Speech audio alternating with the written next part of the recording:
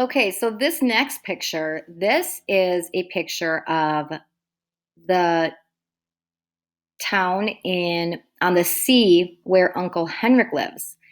And I really am taking a lot from this picture. For one, I'm noticing that right in the center there's this little house. It's very kind of beachy looking.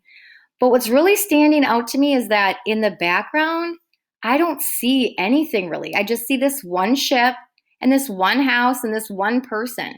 I don't see a whole bunch of houses. It's obviously very, very spread out.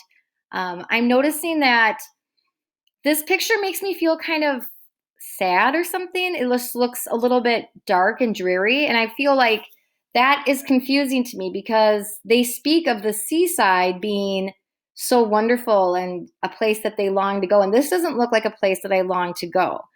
So when I saw this, I went ahead and I typed in the same town, which is Galileji. It's a hard word to say. And I looked for a picture of this same area, but in color. And so I will show you that when I'll just go to that now. I thought I had it in the next slide.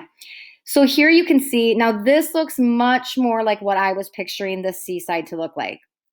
And I think that this does look like a place I would want a vacation and eat an ice cream cone and run up and down the beach. So this was really helpful to me because I was able to see both what it really looked like, but then the change that it can make when you see it in color.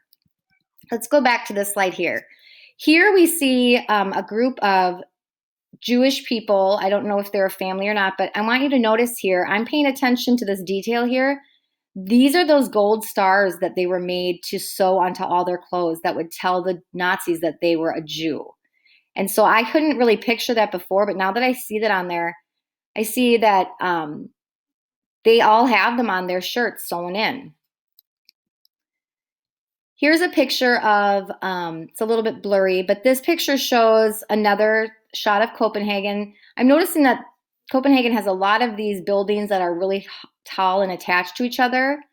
But the big thing I'm noticing is that these are tanks driving down the middle of their street. And I'm imagining as Anne Marie and Ellen and the characters in my book, how scary that must have been. And the streets that they used to play, hopscotch and ride their bikes down, now they can't leave their houses and they have these big tanks coming down.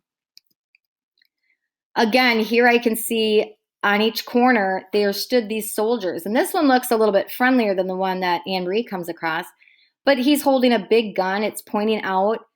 Here I can see, I'm noticing that he's in the forefront, but in the background, I see this huge line.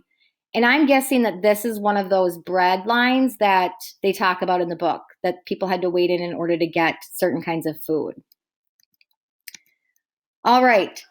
So when I let you guys go here, I want you to think about a person or detail or place in Number the Stars that I didn't just look up. Now I want you to use your iPad to look up an image of it. Is it different than what you imagined? So I want you to actually pause this right now and go ahead and do that. All right, you should have paused and looked up an image. And now while you're reading independently in your own book, I want you to continue this practice of stopping and looking up images that will deepen your understanding of your book. You can do this with any kind of book, and it's a great practice to get into as a reader. It actually is really fun. It makes the book kind of come alive. So off you go, and make sure you're looking up images.